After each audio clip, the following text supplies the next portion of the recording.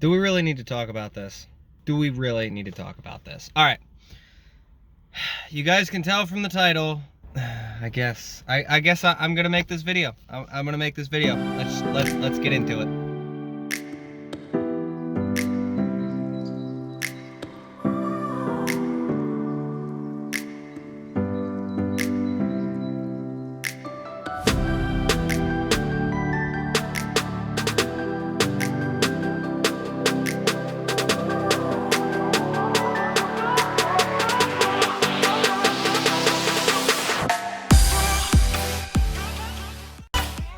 And it has been requested a lot. The title, you guys can obviously see it, I guess.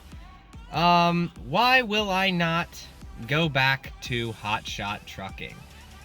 It's a question, I get asked this a lot. Hey, you should do this. And I totally get it. Like, I'm not calling anybody out here.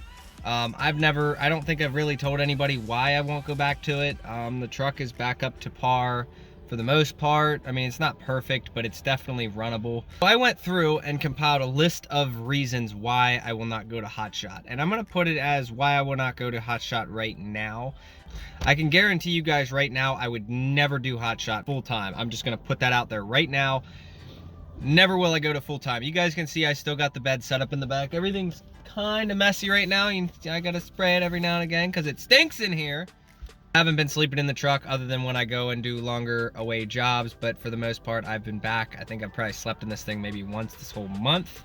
I'm just gonna get right into the list and see what you guys think. So the first point that I wanna make, I don't know if it's really obvious yet or not that me and Alex kind of talk a lot, and I get to see the things that he gets to go through on the road, his truck breakdowns, freight prices, those two things. So right now, freight is horrible.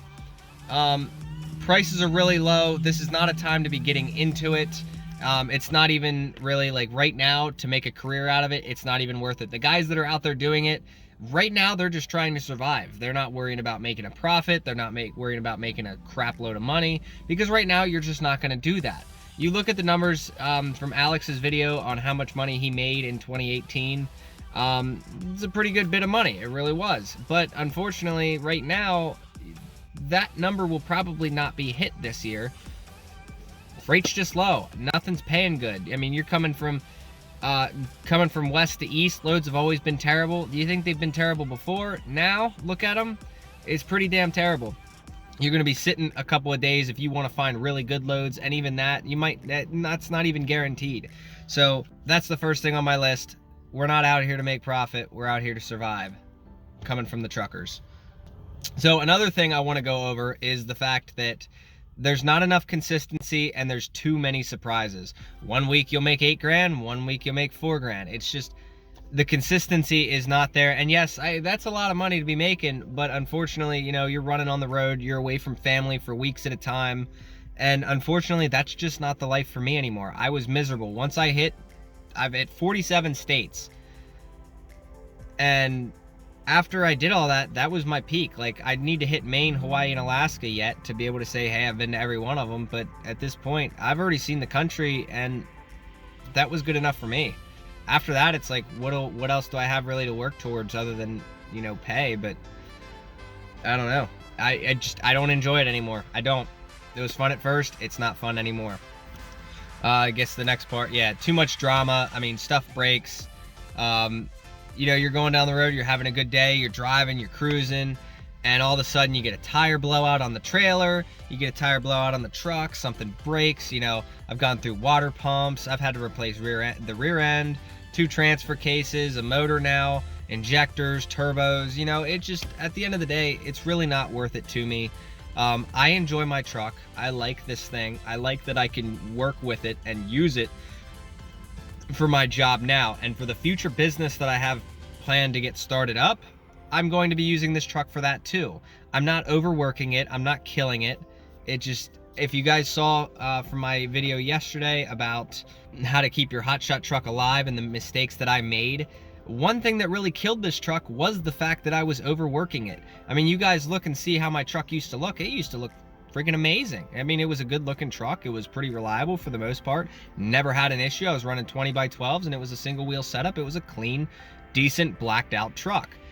Now I get so many complaints now. Your truck used to look so good. Why does it look like shit now? Well, you wonder why, because you're using it every day to, you know, pull big loads that it really shouldn't be doing.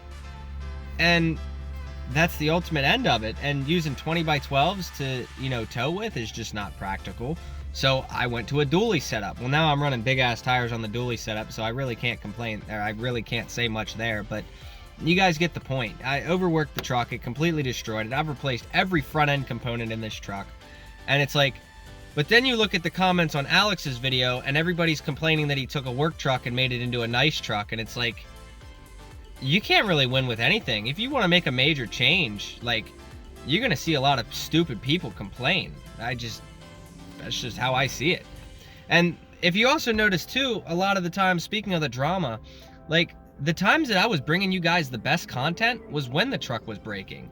So if I gotta break my truck to give you guys good content, it's like, that's a lot of money out of my pocket every single time I want to make a video. Now, it's not all negative too. Like, this truck, when I built it, obviously I threw the 12 valve in it. I specifically built this truck with the 12 valve because I wanted reliability, and I liked the fact that I used mostly factory parts. Now, it is a Frankenstein, don't get me wrong, but I've got a 2012 turbo. I've got a 96 motor, the most reliable motor out there you can possibly get, completely mechanical. You can run water through the fuel tank and flush it out and put fuel back in it and start it up, and the thing will run great. You do that with a common rail, you get a little bit of water in a common rail, and it's like, well, there goes probably $4,000 minimal. I mean, the injectors alone, $2,400 for injectors and the cross tubes, and that's if you do it yourself. That's just parts. Imagine if you pay somebody to do that. I was doing that stuff in parking lots. It got annoying. Super hot, super cold. You're working on that stuff. And don't get me wrong, I'm not afraid of hard work or anything, but I mean, as you guys, if the guys that have been here and saw my old channel, you guys know that I was working. You get the point. I built the truck for reliability. So I used as many factory parts as possible. I will be turning the truck up. I do want to make 400 horsepower with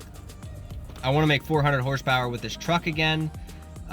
So I need to do a little bit of more adjustments and everything, but for the most part, it's all factory parts. I don't really have many aftermarket things except the intake. I think that's the only thing. So I'm using the big honking air filter. So I guess parts, if I needed to find parts for this thing, I can go into any auto parts store and say, hey, I need this for a 96, or hey, I need this for a 2012 or a 2004. Like, all that stuff's off the shelf stuff. I didn't really use too many custom, other than the motor mounts, and even those are factory. I just used a steel plate to move them back so that they would fit in the right location.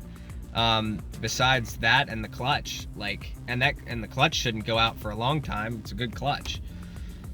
Now, two more points I want to make. I'm running really big tires, and I refuse to get rid of them because I absolutely love the big tires. So I'm running 35-inch, 315/70 17s. Not very practical for pulling. Now, I will tell you guys that sometime in the future, I am going to be looking for a 17,000 GVW trailer because my truck has a 9,000 pound GVW. So I will be looking for a 17,000 pound trailer to even everything out, make it a 26,000 pound rig.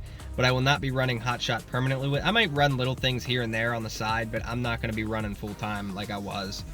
And then the other thing to let you guys know, I did get rid of the wheel lift that was on the back of this truck. So that is gone and will not be going back on. So now it is just a stock dually with a bunch of toolboxes. Yeah, hope I kind of got my point across in this video.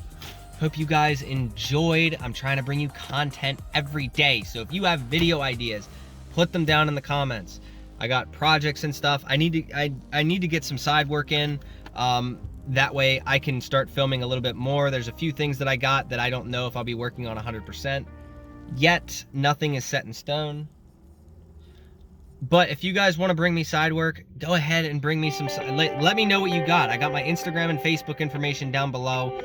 Let me know what you got and if we can film a video doing it, because if it's something that's not boring, I would absolutely love to film some videos. So let me know. Hope you guys enjoyed. Take care.